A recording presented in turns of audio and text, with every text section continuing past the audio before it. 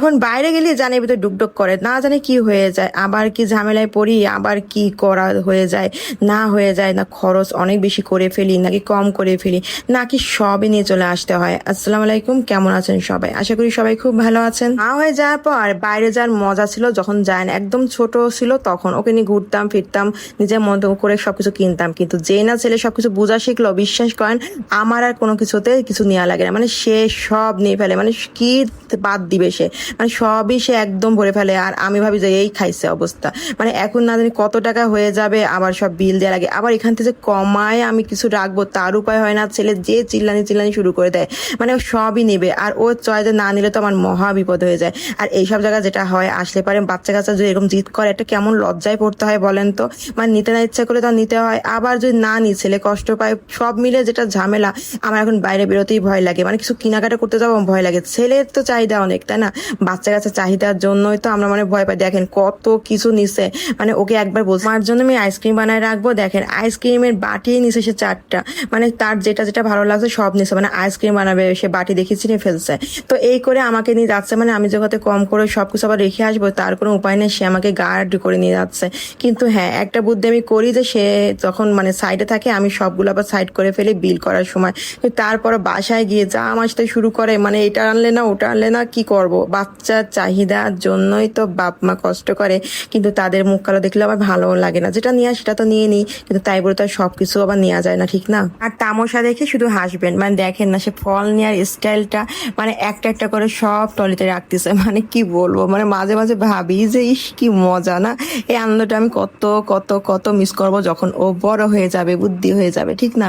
তো আমার ছেলে খুব মজা করতেছিল। তো আমরা এখানে এসলাম একটু বাসার জন্য কিছু কিছু জিনিস নেওয়ার জন্য, কিন্তু কিছু কিছু বলতে বলতে অনেক কিছু হয়ে যায়। এই যে আবার চলে গেল এইদিকে, তার এখন কত রকম কোক সে নেওয়া লাগবে, মানে তার জন্য বাবার জন্য, মানে এগুলো না নিয়ে তো সে বাসায় যাবেই না। তো পরে আমি যে চলে আসলাম আর সে একটু খেতে বসলো, এই যে মিষ্টি মিষ্টি করে বানিয়ে নিয়ে আসছি। তারপর আমার ছেলের মুখে একটু ঝাল লাগে, ছোট মানুষ তো মানে খেতে যে একটু ঝাল তো লাগবেই। তা তো জীবনের প্রথম আজকে এই রান্নাটা করব, মানে এই রান্নাটা বলতে হচ্ছে এটা তো সবাই চিনেন, এটা হচ্ছে পাঙ্গাস মাছের পেটি সাইজটা। আর আমার পাঙ্গাস মাছের এই পেটিটা একদম ভীষণ ভালো লাগে, মানে একদম তেল তেল হয়, খুব মজা লাগে আমার খেতে।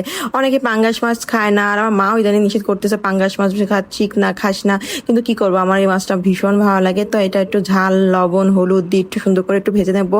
আর ইদানিং কি হয়েছে, যে মাছই ভাজতে যাই মানে কড়াইতে লেগে যায়, এই জন্য ভাজার আগে ভাবতেছিলাম কি করবো, কোন কড়াইতে ভাজবো, আবার লেগে কি যায় না কি হয়। মাছ যদি লেগে যায় তো খেতে কিন্তু একদম ভালো লাগে না, সবটাতে দেখতে ভালো লাগে না। নিজেরা খাবো, খাওয়া তো হয়ে যাবে, কিন্তু দেখতে আসলে ভালো লাগে না। তারপর দেখেন একটু একটু লেগে যায়, বুঝলাম না কেন জানি এরকম হচ্ছে, দেন যে মাছটাই দিই না কেন চুলোতে সব লেগে যায়। তো মাছগুলো ভেজে উঠাই ফেললাম সুন্দরভাবে। আর এই যে কাঁকরোল দিয়ে রান্না করব, আলু দিয়ে রান্না করব আজকে পাঙ্গাস মাছ। আমি এর আগে কখনোই রান্না করিনি, এই প্রথম রান্না করব কাঁকরোল দিয়ে, একদম ঝাল ঝাল করে রান্না করব। কাঁকরোল আমার ভীষণ ভালো লাগে খেতে, আর এর ভর্তাটাও অনেক বেশি মজা, মা করে খাওয়াইছে। তো ওটা একদিন আপনাদের সাথে শেয়ার করব। তো এখানে মশলা সবকিছু দিয়ে দিলাম, আর ঝালের পরিমাণটা আমি বরাবরের মতো একটু বেশি দেবো, যেহেতু আমি অনেক বেশি ঝাল ছাড়া আমার ভালোই লাগে না। কেন যে ভালো লাগে না আমি নিজেও জানি না। ঝাল পানসের তরকারি আমার একদমই অপছন্দ। আর পাঙ্গাস বলে কথা, পাঙ্গাস মাছ যত পুরা পুরা ঝাল ঝাল তেল তেল হবে তবেই তো খেতে মজা লাগবে বলেন। তো এই ভাজা আপনার কাঁকরোলগুলো আমি এখানে দিয়ে দেবো আলু সহ, আর এটা দিয়ে হালকা একটু আমি কষায় নিব, পানি দিয়েছিলাম একটু কষায় নিয়ে তারপরে আর একটু পানি দিয়ে মাছগুলো ছেড়ে দেবো। আর মাছগুলো দেওয়ার পরে আর একটু পানি দেবো, দিয়ে ঢেকে দেবো, ব্যাস হয়ে যাবে। তো এই যে দিয়ে দিলাম পানিটা, দিয়ে হালকা একটু নাড়া দিব নিচে, দিয়ে আমি এটা সুন্দরভাবে ঢেকে দেবো। আর এটা একটু হালকা হালকা জালেই করব, যেহেতু আগে থেকে সবকিছু ভেজে ভেজে আমি নিয়েছি, যাতে কাঁকড়ের একটা গন্ধ থাকে আর মাছেরও তো একটা গন্ধ থাকে, পাঙ্গাসের বেশি থাকে, ওইটা যাতে একদমই চলে যায়। তো এই জন্য আমি একদমই ঢাকা না দিয়ে ঢেকে দেবো হালকা জাল দিয়ে। তো এটা আমার হয়ে গেছে।